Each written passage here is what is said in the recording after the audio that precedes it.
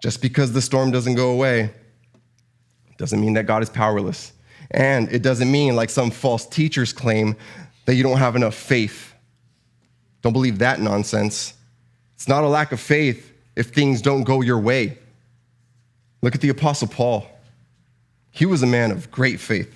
He did many, many amazing things. He was able to heal people. He was able to cast out demons from people. He was able to cause blindness in someone who was opposing the gospel. Like, I'm tired of hearing you opposing the gospel. You're going to be blind for a couple of days. And it happened. Paul spoke on God's behalf. And whatever Paul said would happen, happened. This man, at one point, he was bit. I don't know if it's bit or bitten. What's the past tense of bit? Bite. Bit? Who cares? He was bit by a viper. He was bit by a viper. A very, very venomous viper he was bitten by. He was bit by. Doesn't matter. That's not the point. But it was something so terrifying that the locals of that island, when they saw him get bitten by this viper, they were just counting down the seconds to when he was going to drop dead. It was like, yeah, we've seen this before. We've seen this viper bite someone before. Death is coming. But death didn't come. He didn't die. He just kind of like shook it off and like, get off of me. Like nothing happened to him. No doubt Paul was a man of great faith. Yet what does Paul write at the end of 2 Corinthians? He tells the Corinthians that he was given a thorn in the flesh. He was given a thorn in the flesh, something that was tormenting him, he said. This thing is tormenting me. And he went on to say that this thorn in the flesh that was tormenting him, it was a messenger of Satan. A messenger of Satan. What do you think a messenger of Satan is? Sounds like a demon.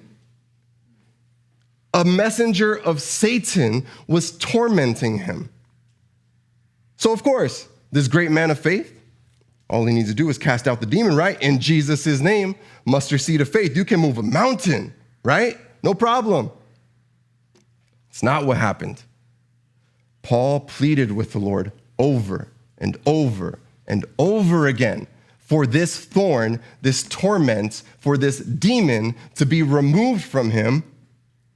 But the Lord denied that request. Why? Why? I thought if we had faith, everything was supposed to work out. Well, Jesus, he told Paul, he said, my grace is sufficient to carry you through this torment. Actually, Paul, my power is perfected when you are in this state of human weakness. And so as a result, Paul was like, all right, then, well, shoot, I'm very weak. Like, give me some of this perfect power. I will boast in my weaknesses if it means God's power will be perfected in me.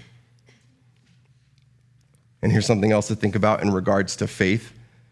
When the disciples came to Jesus, what did he say to them? He said, why are you afraid, you of little faith? He also said, why are you afraid? Do you still have no faith? He said, where is your faith?